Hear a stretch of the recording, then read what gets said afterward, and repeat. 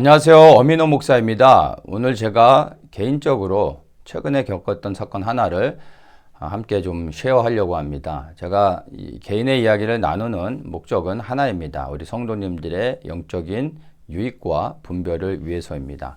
최근에 제가 어떤 목사님으로부터 전화 한 통화를 받았습니다. 물론 제가 전혀 모르는 목사님입니다. 전화가 와서 하시는 말씀이 기도하는데 주님께서 저를 생각나게 하셨고 저한테 전화를 걸으라고 해서 순종해서 전화를 하셨답니다. 그러면서 이제 하시는 말씀이 어떤 교회가 지금 재정적으로 어려움을 겪고 월세를 계속 못 내고 있다가 이제 며칠 후면은 건물주로부터 쫓겨나는 상황에 처해 있답니다. 그래서 그 교회를 위해 기도할 때 주님께서 저를 생각나게 하셨고 그리고 저에게 말을 하라고 했답니다. 부탁을 하라고 했답니다. 그래서 내 종에게 그걸 부탁해라. 그러면 이제 들어줄 거다. 뭐 이렇게 이제 말씀을 하셨답니다. 그래서 저를 전혀 모르지만 염치불구하고 말씀에 순종해서 전화를 했다고 하면서 지금 그 교회를 좀 도와달라고 해서 얼마의 금액을 좀 보내달라고 부탁을 하셨습니다. 그러면서 이렇게 이번에 도와주시면 나중에 제가 어려움에 처할 때 저를 이제 도와주실 거라고 말씀을 하시면서 주님께서 또 저에게 새 노래를 부르게 해주시겠다고 하셨답니다. 그 새 노래란 천국에 들어가는 거랍니다. 그러면서 저한테 여러 가지 뭐 축복의 말씀도 해주시면서 꼭 부탁한다고 급하니까 빨리 좀 해달라고 이렇게 재차 부탁을 하시더라고요. 그래서 제가 그 이야기를 다 듣고 전화를 끊으면서 저는 그냥 짧게 한마디 드렸습니다. 목사님도 기도하고 전화하셨으니까 저도 기도해보고 주님의 뜻에 순종하겠습니다 하고 전화를 끊었습니다. 그리고 이제 기도를 했는데 전혀 감동이 없어서 그냥 잊었습니다. 그랬더니 며칠 후에 문자가 왔습니다. 목사님이 문자를 보내셨는데 그 문자에서 뭐라고 이제 하냐면은 이제 기도하는데 하나님께서 저에 대하여 음성으로 말씀을 하셨답니다. 그래서 그것을 문자로 보내줬는데 요약하면은 제가 돈을 사랑하는 목사랍니다. 그리고 돈을 사랑하는 자가 어찌 천국에 들어올 수 있겠느냐 그렇게 말씀하셨답니다. 그러면서 내가 너를 계속 지켜볼 것이다. 그렇게 말씀하셨대요.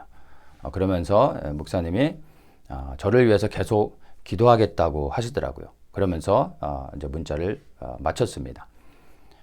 그러니까 돈을 포기 안 했으니까 보내라는 거죠. 예. 제가 이제 그 문자를 받고서 참 어이가 없어서 한참을 웃고 그냥 넘어가려고 했습니다. 그런데 문득 드는 생각이 저는 이것을 분별하면서 이제 그냥 잊어버리고 넘어갈 수 있지만 만약에 이러한 사건이 제가 아닌 우리 성도님들에게 일어났을 땐 과연 우리 성도님들이 어떻게 대처했을까를 한번 생각해 볼 때 결코 웃고 넘길 일이 아니더라고요. 그래서 제가 처음에 말씀드린 것처럼 우리 성도님들의 영적인 유익을 위해서 제가 이것을 나누는 겁니다. 우리 성도님들은 만약에 이러한 사건이 여러분에게 동일하게 일어났다면 여러분은 어떻게 하시겠습니까? 결코 쉬운 문제가 아마 아닐 겁니다. 대부분의 분들이 아마 돈을 주지 않으셨을까 저는 그렇게 생각을 해봅니다. 왜냐하면 뭐 목사가 부탁을 했고 또 어려운 교회를 돕는 일이고 또 그렇게 해서 뭐 하나님 말씀에 순종하면 또 복을 준다고 하니까 또 뭐 천국에 들어간다고도 얘기하고 그리고 하나님의 음성을 들었다고 이야기를 하니까 뭐 목사가 하나님의 음성을 들었다는데 뭐라고 얘기를 합니까? 그러니까 그런가 보다 하고 대부분 주지 않을까. 또 안 주려고 했다가도 문자를 받지 않습니까? 문자를 받아서 돈을 사랑하는 자라 하고 너는 천국에 못 들어온다라고 말을 들으면 성도들의 마음이 막 뜨끔하고 막 무섭지 않겠습니까? 그래서 아유 천국에 가야지 하고 또 돈을 마지못해 보낼 수도 있지 않을까 생각을 합니다. 뭐 이런 거 저런 걸 다 떠나서 막 이렇게 복잡한 거에 얽히고 싶지 않아서 그냥 아무 생각 없이 또 그냥 보내줄 수도 있지 않을까.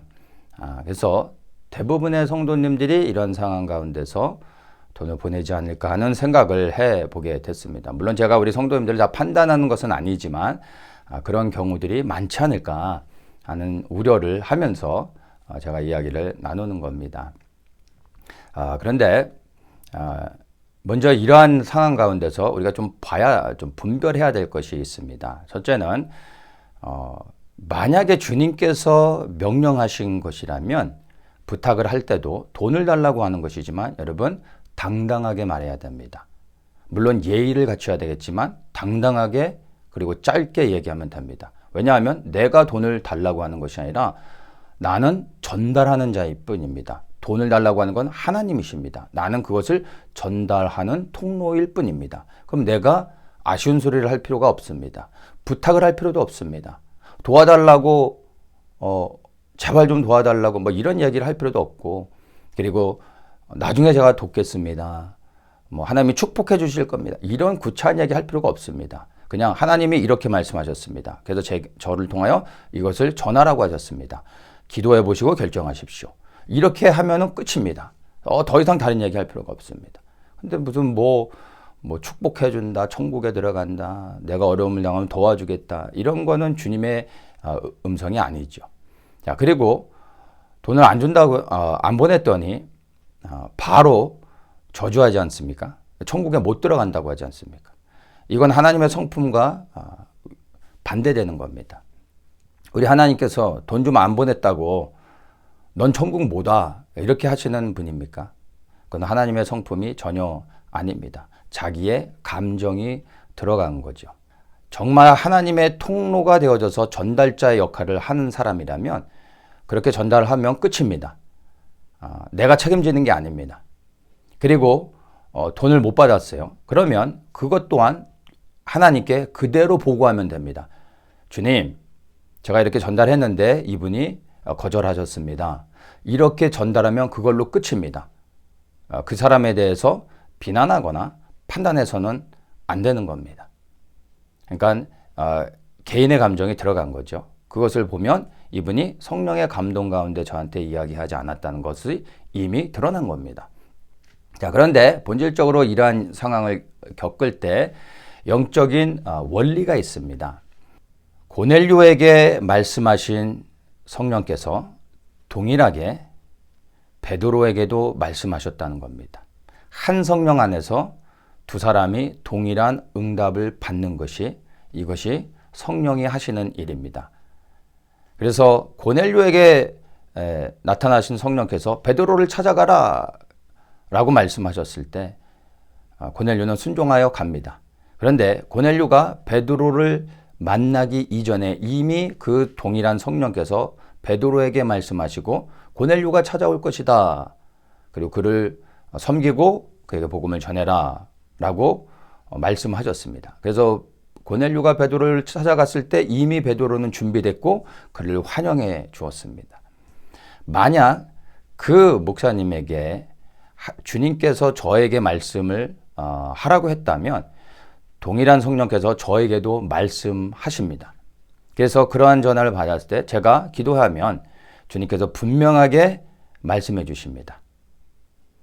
그런데 여기서 또 우리가 질문을 할 수가 있습니다. 저는 한 번도 주님의 음성을 들어본 적도 없고 영적인 분별을 하거나 또 주님의 감동을 받는 법을 모릅니다. 어떻게 해야 됩니까? 라고 질문할 수도 있습니다. 그런데 이것은 개인의 주님과의 친밀감, 영적인 성숙, 이런 것과 전혀 상관이 없습니다. 이것은 주님의 뜻을 이루기 위해서 말씀하시는 겁니다. 그 사람의 영적인 상태가 어떻든 주님과의 친밀한 관계가 있든 없든 전혀 상관없습니다. 주님이 말씀하십니다. 귀로 들리는 음성으로 말씀하실 수도 있고요.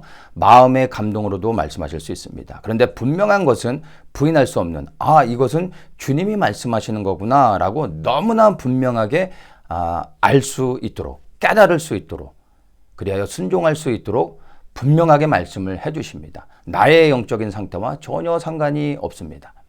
그래서 분명하게 동일한 응답을 받도록 해주신다는 겁니다. 근데 혹시나 기도하는데 분명한 응답을 못 받을 때는 여러분 급히 서둘러서 잘못된 선택을 하면 안 됩니다. 그것은 불순종입니다. 상대방이 막 재촉한다고 해서 분별하지 못하고 급하게 그냥 서둘러서 그냥 도와줘 버린다면 그것 또한 잘못하면 그게 하나님의 뜻이 아니었다면 불순종이 되는 겁니다.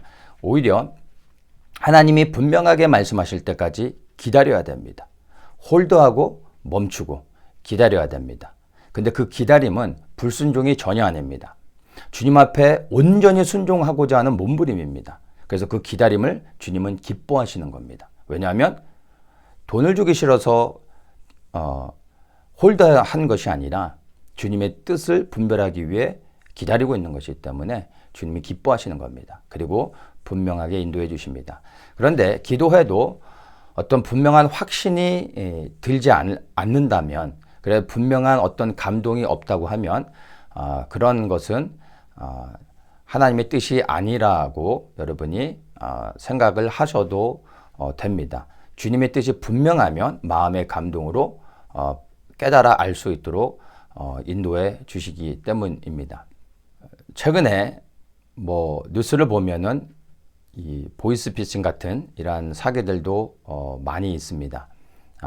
제가 겪은 이러한 일들이 어떤 교회 안에서 있을 수 있는 보이스피싱 같은 것이라 볼 수 있을 것 같습니다. 그리고 우리 안에 어떤 영적인 또 이러한 문제들로 인해서 꼭 돈과 연결되지 않아도 우리가 이러한 비슷한 상황 가운데, 유사한 상황 가운데 우리가 처해질 수 있습니다. 돈으로만 연결하지 마시고 지금 제가 나눴던 이 영적으로 분별하는 원리, 이러한 것들, 한 성령 안에서 동일하게 응답을 받는 이 원리를 가지고 혹시나 여러분이 돈의 관계에서든 아니면 개인의 관계 안에서든 어떠한 일들을 겪을 때 이것을 기도하면서 성령의 인도하심을 받으면 좋겠습니다. 먼저 마음에 주님의 뜻에 온전히 순종하고자 하는 결단을 하시고 그런 마음을 정하시고 주님께 기도할 때 성령의 분명한 응답을 받게 되실 겁니다. 예수님의 이름으로 축복합니다. 승리하세요.